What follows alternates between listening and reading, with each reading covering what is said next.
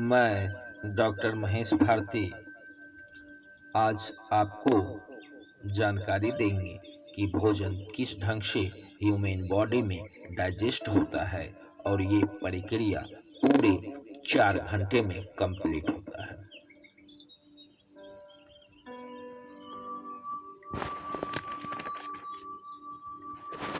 पहला, इंजेशन।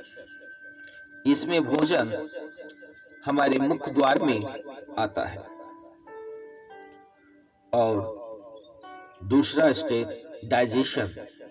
जब हम भोजन को दांतों से चबाना शुरू करते हैं तो हमारे सैलिवा ग्लैंड से सैलिवा हार्मोन स्रावित होता है जो हमारे भोजन को मुलायम करता है और छोटे छोटे टुकड़ों में परिवर्तित कर देता है।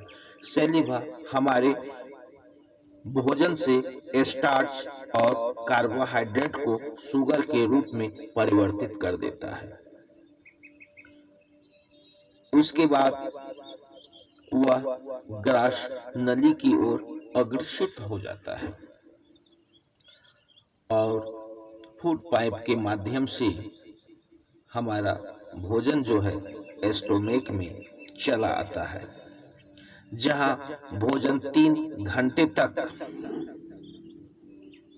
रहता है।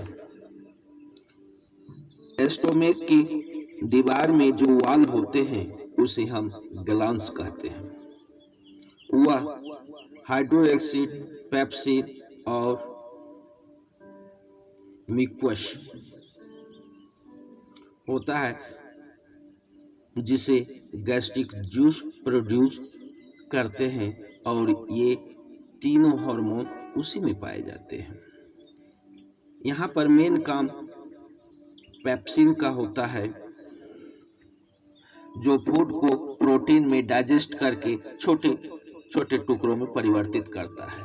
मिक्वस सटा हुआ होता है स्टोमेक के अंत से, जो कि डाइजेस्टिव एंजाइम्स डायरेक्ट उस पे हानि ना पहुंचाए। उसके बाद हमारा भोजन स्टोमेक से निकलकर सीधे छोटी आंत में प्रवेश करता है जिसकी लंबाई 6.5 मीटर होती है।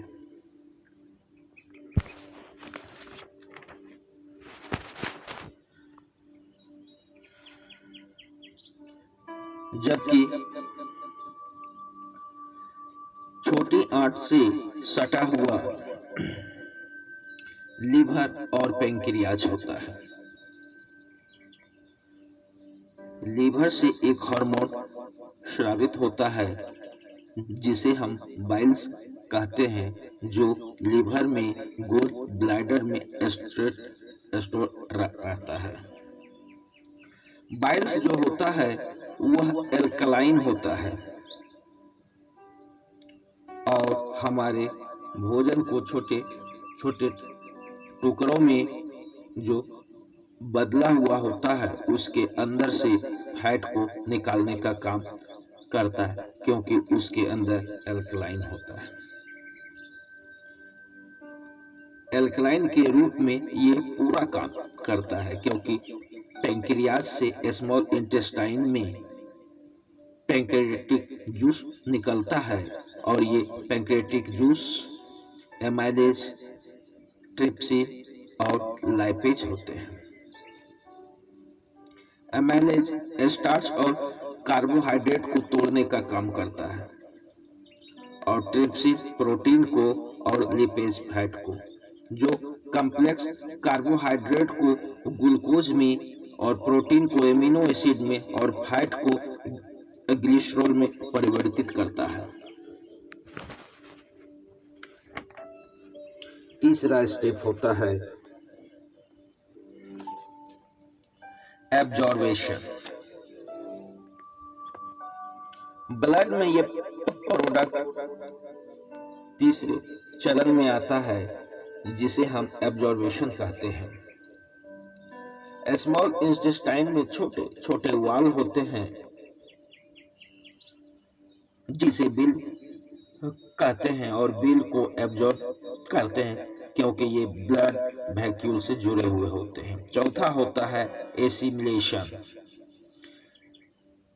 ब्लड डाइजेस्ट और डिजॉल्व फूड को यानी ग्लूकोज, एमिनो एसिड और ग्लाइसोरेट को बॉडी में पहुंचाने का काम करता है और इस मॉलिक्यूल्स को छोटे छोटे सेल जो रिपेयर में के काम में आते हैं वह उसको एब्जॉर्ब कर लेता है।